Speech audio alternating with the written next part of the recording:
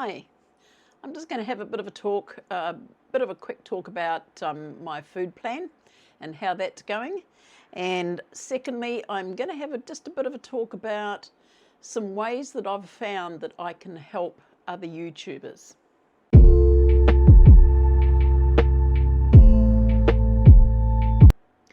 Okay, what I've found with my food plan is that I have to keep increasing my protein because I'm getting behind a wee bit with how much I should be having. The only thing that I've found though is that once I have more protein, I am less hungry. So I think I've got a bit of a catch-22 situation going here, that I know I have to eat more protein, but I'm just not hungry anymore. It's a nice way to be, but I still realise that I've got to get food into me that's got nourishment and that's got all the elements of food that you need to have to sustain your body. So I'm having a little bit of a struggle with that at the moment. I know my protein levels are way down. I am trying very hard, but it becomes a bit of an effort to get the food down. So what I'm going to do, I've got my weigh-in tomorrow. I've sort of left it right until the last minute and to see how it's been going. I'm just a bit unsure as to what progress will have been made this week, because I have found that I have to start trying to adjust the diet or the food plan to get the food in. Now, I guess the idea of feeling less hungry may have something to do with being older, because I'm not really active, and so therefore there's not a lot of action going on. And because of that, I guess I feel less hungry. But I do realise that for my age, there's a certain amount of calorific value and energy that I need to consume to keep a healthy body. So I am struggling over this a wee bit just at this moment, but I'll have a look tomorrow and see how the weight loss is going. And if it's working by keeping the numbers down of the calorific value and basically food altogether, I might be able to continue on with that. But I know that your body does get this way, that if you don't give it enough food, it starts storing everything that it can. And instead of working to get the weight off, my body will start working to hold on to everything that it can. And I don't really want that to happen. So I do realise this is quite a lot different from when I was losing weight at younger ages. I was more active. I was always hungry. I could always eat a meal, so there was never any worry about getting food in. But at the moment, it's quite an interesting situation that I've found myself in, trying to lose that weight, but still making sure that I get the right amount of calories into my body and the right energy in to keep myself healthy. So that's what I've sort of been pondering over a bit this last week, and I'll see how it goes in the morning when I have a weigh-in. I may need to do some major adjustments, or I may just be able to carry on the path that I'm at the moment. But tomorrow will be sort of the big telltale as to what effect the reduced protein, I haven't reduced it, I just don't feel hungry enough to get it in. And the last thing I want to be doing is just sitting eating for the sake of it because I'm hungry, because I'm not hungry. Yeah, it's a bit of a problem that I've sort of come up against at the moment. So I will look at that tomorrow and have a rethink once I've had my weigh-in. I will post my latest food plan for yesterday.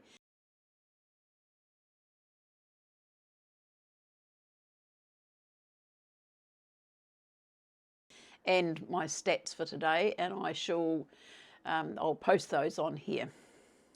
Now, the other thing that I've found, because I do a lot of research on the internet, I do a lot of YouTube watching, I do a lot of Google searching, And of course, while I'm watching YouTube, I happen on quite a lot of other people's videos with help and advice and things like that. So I've come across a couple today about the way, the one that I was watching in particular was how people, or how YouTube frowns on people saying, you know, if you subscribe to my channel, I'll subscribe to yours. Because it's people's way of getting their subscribers up. But those subscribers don't necessarily watch their videos. So even though you might be climbing the amount of subscribers that you've got, you're not climbing the amount of watch hours that you've got. And I watched a really good YouTube video on that today. Not that I do that, it's just that this particular person, I do watch some of his videos, and it seemed to be a very good one today that made me watch. And he was saying about people look at all different ways that they can put in their posts about, oh, I can't remember just offhand what some of the words that they put in, but translated, it basically means if you subscribe to my channel, I'll subscribe to yours. Well, that's something that apparently YouTube frown upon, and they like to think that people are subscribing to channels because of the value of the content that's being provided, and that people are actually liking them. And by having a lot of subscribers, but people not actually watching your videos and putting in the time to watch those videos, it throws the algorithm into a bit of chaos, and you're not getting the good results that you should be getting by letting your channel grow naturally. Now, the thing that I have found myself, I do watch quite a few channels that have been around for some time, that have got high, you know, they've been monetized for some time, and they've got sort of 50-odd thousand subscribers and all that sort of stuff, which, you know, they've taken a long time to get there. But what I do, I make sure, because I know that so many people are trying to make a living out of this, especially those that have recently become monetized. If I happen onto a video that someone has posted and I find it interesting, I keep watching it right to the end. I know it's easy to click off. That I say, if it's interesting, I watch. I don't watch it purely just for the sake of it. If it's interesting, I will watch it to the end rather than clicking off too early. By doing that, I am helping people to get watch time on their videos. And the other thing that I do is, if I like the video, I will like it. I will tick the like box. If that person seems to have something that I feel may be of value, if I keep watching more videos, I will subscribe to that channel. And the other thing that I do is, when I can see somebody has produced good quality videos and they're monetized, trying to make money out of it, I make a point of letting the ads run, because people only get paid if the ads, from what I understand, people are only getting paid if the ads are actually being watched or running for the duration that the ads are on. If people shut off or skip the ads, there's no payment for that ad to the producer or the content creator. So realizing that they are trying to make a living, I make a point of making sure that when the ads come on, I just do something else while that ad is running.